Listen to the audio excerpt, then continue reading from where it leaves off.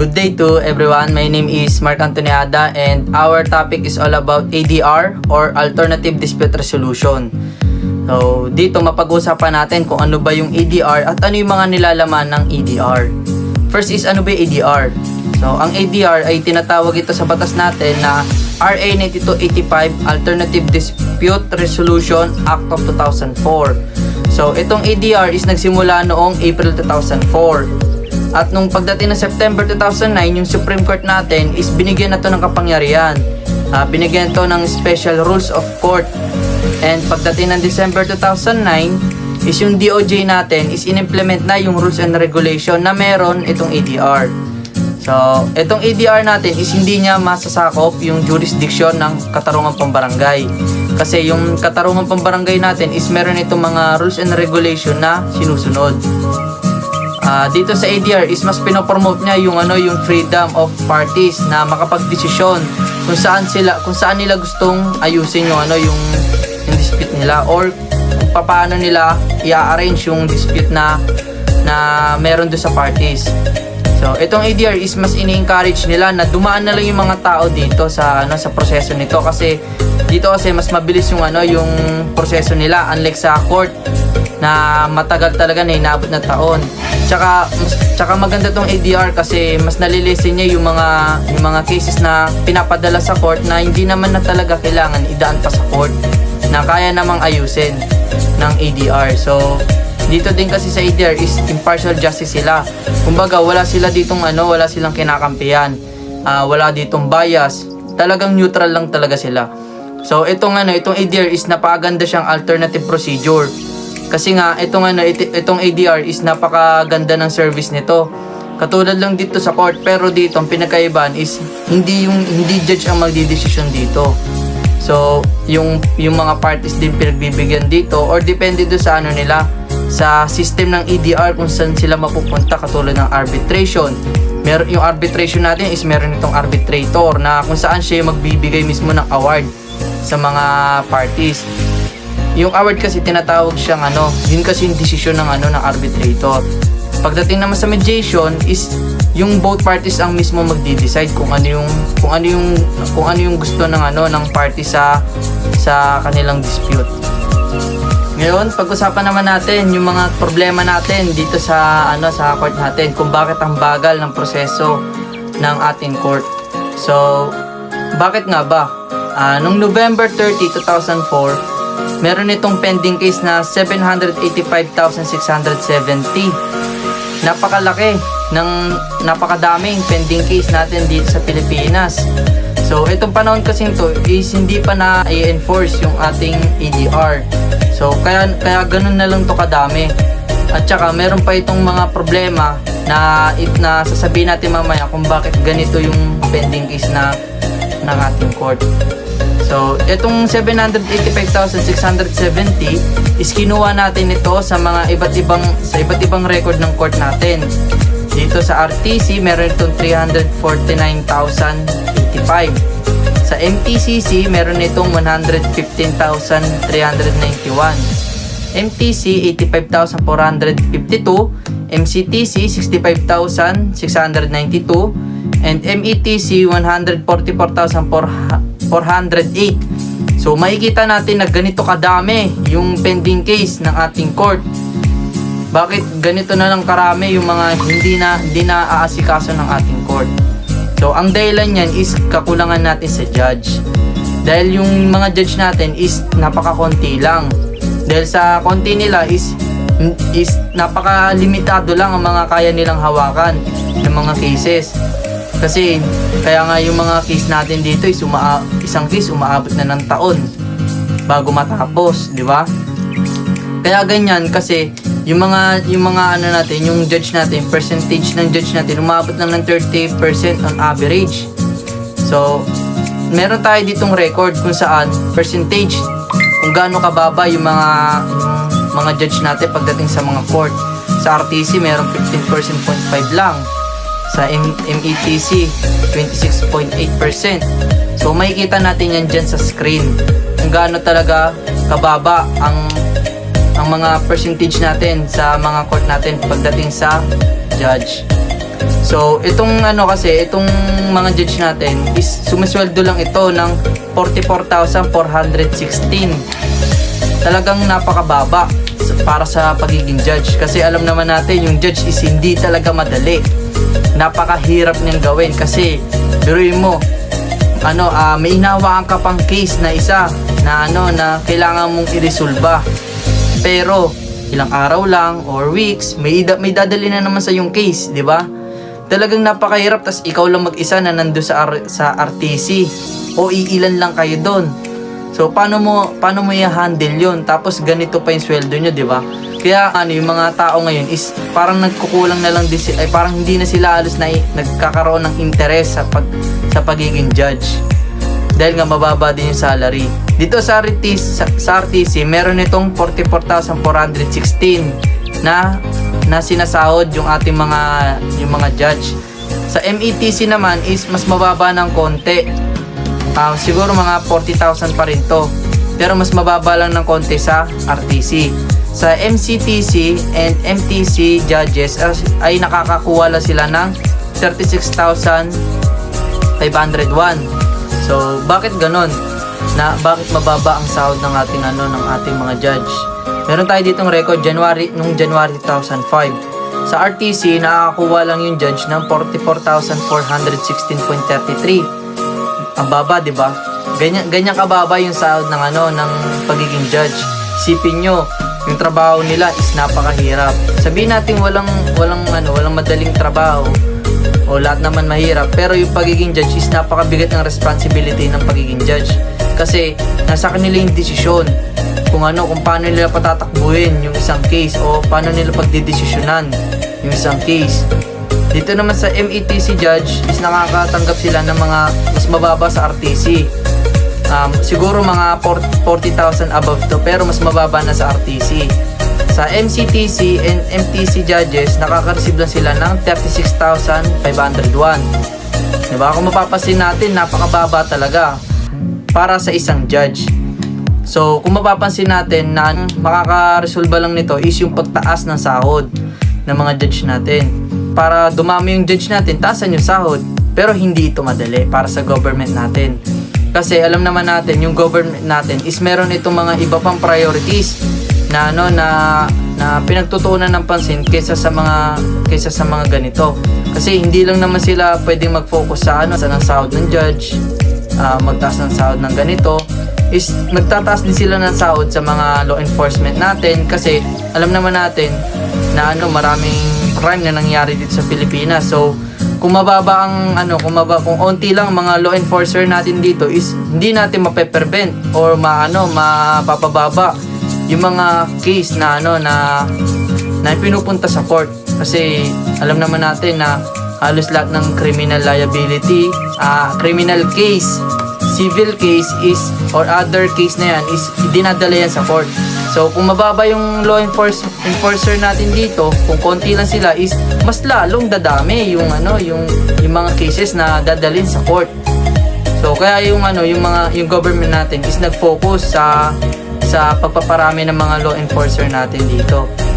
So yun yung mga dahilan na kung bakit hindi nila mataasan yung sahod ng judge kasi may mga iba pang priorities na inuuna yung ating government. Dito kasi sa court natin is inefficient niya pagdating sa mga pagproseso ng case. Kasi yung case dito is inaabot ng 3 to 5 years bago matapos ang isang case, di ba? Pakatagal para sa isang case na maresolba. So dito naman sa case natin about sa mga appeals, umaabot siya ng 2 to 4 years. Ang tagal. So kaya itong ADR is ipinatupad to dito sa Pilipinas para yung mga cases na hindi na kailangan idaan sa court is ADR na ang magawak. Kasi dito mas mabilis at budget friendly pa unlike sa court. Next, pag-usapan naman natin yung definition ng ADR. So, what is ADR? ADR, any process or procedure used to resolve a dispute or controversy in which a neutral third party participate to assist in the resolution of issues. So, dito, ibig sabihin lang nito, yung ADR daw is isang procedure o process kung saan nire-resolve yung mga dispute o controversy na meron yung mga parties or yung mga tao na involved sa isang dispute.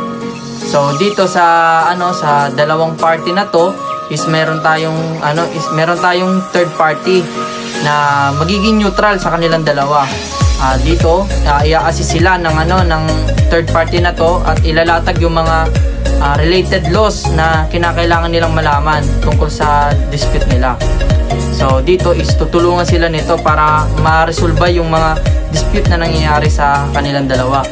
So meron pa tayo isang definition dito, a procedure for settling disputes without litigation.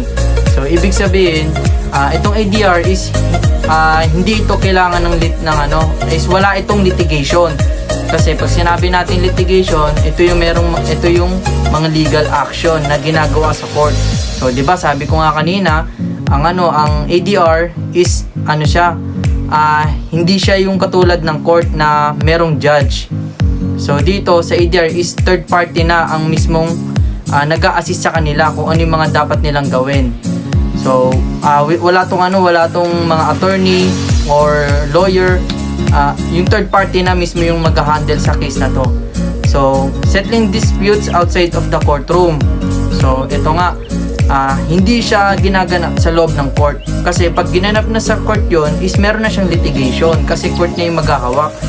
Kaya siya sinabi na out of courtroom kasi yung ADR is ginagawa siya sa labas ng court. Kasi nga hindi naman kailangan na dito ng judge, third party lang ang kailangan dito. Kasi dito is mga parties lang ang mga nagdedesisyon dito kung paano nila ayusin yung kanilang dispute sa isa't isa. Kasi unlike sa court kasi, si judge ang nagde-decide kung ano yung mga dapat gawin na kung sino ba talaga yung mali o kung paano nila ayusin yung isang dispute. Dito kasi yung both parties, sila yung mismo magde-decide kung paano nila ayusin through agreement. Yun. Next is pag-usapan naman natin yung alternative dispute resolution system. So itong ADR is meron itong system kung saan dito nakapaloob yung mga kung saan pupunta yung mga dispute kung sakaling mag-apply sila dito. Meron tayong arbitration, mediation, conciliation, negotiation at mini trial. So itong mga nabanggit ko is meron silang mga kanya-kanyang naka-assign na bilang maging third party sa mga parties na merong disputes. So sa arbitration, meron itong arbitrator. Sa mediation, may mediator. Conciliation, conciliator. Negotiation, negotiator. So dito sa mini trial is yung mga tumutukoy kasi ito sa mga halos sa mga businesses na nagkakaroon ng dispute. Kasi dito kumukuha sila ng mga kani-kanilang mga gabay. Halimbawa dito yung mga katulad ng attorney, yan. Kasi dito, kumbaga lang dito nagbibigay lang sila ng mga payo sa mga korporasyon ng mga businesses. Na halimbawa may magkaaway na may dispute ang dalawang business. So dito, ang mini trial ang mag-guide sa kanila para magkaayos kung dapat ba nilang ituloy yung gusto nilang ikaso or mananalo ba sila or makakabuti ba sa business nila yon. So dito napag-uusapan sa mini trial yan. So dito sa arbitration is ang pinakaiba naman nito sa mediation, conciliation is tsaka sa negotiation, ang arbitrator is sa arbitration meron itong arbitrator na siya yung mismong nagbibigay ng desisyon o nagbibigay ng award sa dalawang party na may dispute. So siya yung mismo nagtitimbang sa dalawang parties kung alin ba talaga yung dapat manalo na bigyan ng award or pinakapakalamang sa desisyon ng isang arbitrator. So dito syempre hindi porket sinabi ko na makakalamang is yung pinapapaboran na. Dito is equally pa rin dito. Walang bias na mangyayari. Parehong papakinggan, kikilatisin ni arbitrator, kung ano yung mapag-usapan at kung ano yung malaman ni arbitrator. Pagdidesisyonan ni arbitrator doon, so sa mediator kasi tsaka sa conciliator, sila yung gagabay lang sa mga parties na merong dispute. Sila yung mag-a-assist sa dalawang party. Pwede kayo magkaroon ng agreement para magkaayos. Dito pag-usapan natin kung ano yung mga dapat nyong gawin, mga katulad ng ganong situation. So dito is hindi si mediator o si conciliator ang magbibigay ng desisyon, kundi yung dalawang parties. Sila yung bahalang magdesisyon kung anong gusto nilang gawin sa dispute nila para magkaayos sila. Yun yung ibig sabihin nito. So dito naman sa early neutral evaluation, ibig sabihin yung mga yung mga third party na to is neutral lang dapat sila. Wala silang kinakampiyan o wala silang papaboran dito, kasi sila magkaroon sila ng dito ng bias, is pwede silang kasuhan dito o pwede silang ma-dismiss. So ito yung kagandahan dito sa ADR, kasi nagiging neutral lang lahat pantay, lahat pinapainggan, walang makakalamang. So isa to sa katangian ng ADR. So combination of ADR, ito kanina ko pa din to sinasabi na yung both parties is hayaan sila na mamili o makapagdesisyon kung saan nila gustong magkaayos. Halimbawa, kung ang sa tingin nila sa mediation is hindi kayang ayusin yung problema nila, o kung gusto nila mas mataas yung maging desisyon sa dispute nila, pwede sila pumunta sa arbitration. So hindi naman sila pipigilan na pumunta na arbitration kung gugustuhin naman nila. So doon is pwede sila magkaroon ng settlement, kasi nga may arbitrator na doon, mabibigyan sila ng award. Ito yung mga katangian ito yung mga include sa ADR natin, or tinatawag itong Alternative Dispute Resolution System. So next, pag-usapan natin yung excluded naman ng ADR. So ano ba yung excluded ng ADR? Adjudication of presiding judge of a court or judicial. So ibig sabihin, yung mga hatol ng mga judge natin sa mga case is hindi na natin kailangan yan, kasi sa ADR kasi yung mga parties na yung mismong nagde-decide kung ano yung gusto nilang mangyari sa sa dispute nila, kung paano nila i-arrange yung an officer of a government agency, quasi-judicial. Ibig sabihin nito is mahalin tulad ko to sa PNP, 'di ba? Sa PNP meron tayong IAS na tinatawag. So iyon, isa yun sa mga halimbawa ng quasi-judicial. Yung mga case na mga katulad ng hinahawakan ng IAS is hindi na pwedeng hawakan yun ng ating ADR. So na siya, labas na siya sa ADR. So next is labor disputes. Yan, yung mga labor disputes sa mga sa mga employee, sa versus corporation, ganyan. So, ayan, hindi na yan hawak ng ADR. So, pwede na rin yan sa court idala. Ito rin court annex mediation, yan, yung mga case na pinapadala dyan. Yan, hindi rin yan sakop ng ADR. So, ito yung mga settlement na labas sa ADR na hindi hinahawakan ng ADR. The civil status of a person, the validity of a marriage, any ground for legal separation, the jurisdiction of court, and future legitimate, criminal liability, and those which by law cannot be compromised. Yan yung mga klase ng mga case na hindi na dadaan sa ADR. Kasi yung mga ganitong case is court na talaga maghahawak nito. Kasi dito kailangan na nito yung mga litigation or legal action. Next is dito sa ADR, meron itong tinatawag na features of ADR. So, explain ko sila isa-isa para maintindihan. So, consensual. Consensual kasi hindi na kailangan dito ng paghahatol ng judge.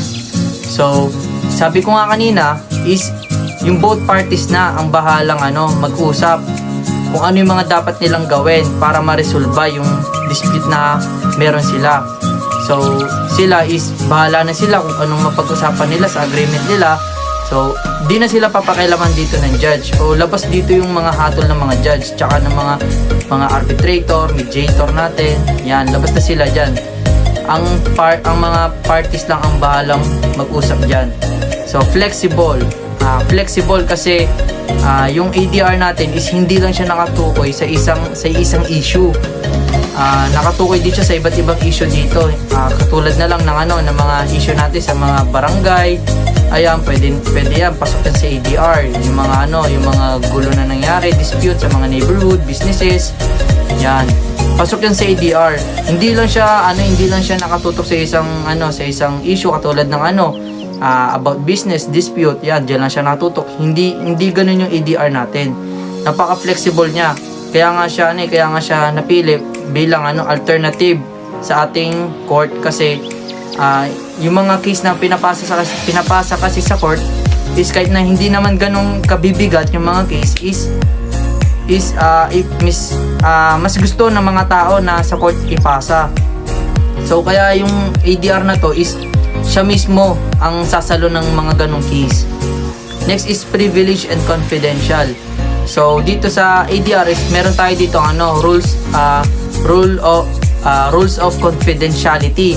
So ibig sabihin lahat ng mga information na napag-usapan sa isang controversy is poproteksyonan ng mga third party na maghahawak doon sa case na yon. So dito is kailangan naka-private dito, hindi to pwedeng i-public, hindi to pwedeng sabihin kahit kanino.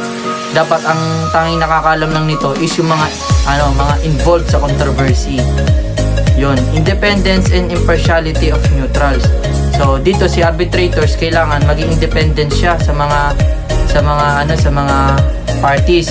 So kailangan is maging neutral din siya kasi hindi siya pwedeng kumampi sa isang side kasi nga isa siyang third party. Kung kakampi siya sa ganon, magkaroon ng bias, is pwede siyang matanggal sa trabaho or pwede din siya makasuhan. So sa speed, kanina ko pa din to sinasabi na sa ADR is napakabilis ng proseso, unlike sa court na inaabot ng mga taon yung mga proseso pagdating sa mga case. So napaka-effective at efficient ng ating ADR pagdating sa mga minor cases. So cost effective siya kasi mura, budget friendly, mayaman, mahirap o middle, kayang mag-apply dito sa ADR. So walang problema pagdating sa pera kasi napakamura lang niya. Participation of lawyer is not mandatory. Dito sa ADR is hindi na talaga kailangan ng mga lawyer at attorney dito. Kasi meron na nga tayong third party na ina-assign sa kanila para yung third party na yun is siya na yung mismo mag-handle sa mga cases na mga minor cases. So dito is kayang-kaya nang i-handle ng ating third party katulad ng mga arbitrator, mediator, conciliator or etc. Is kaya na nilang hawakan niya kasi hindi naman sila pwedeng i-designate nang walang alam. Halimbawa, sila yung mga mga na-assign diyan bilang third party. Yung mga yan is may alam din yan sa mga laws. Kaya nga nabanggit ko kanina is yung tungkulin ng third party is maglatag ng mga related laws about sa mga dispute na nagaganap sa hinahawakan nilang case. So yun yung mga tungkulin. So dito sa ADR hindi na to kailangan yung mga lawyers. Kaya nang i-handle to ng ating mga third party at ng ating ADRs.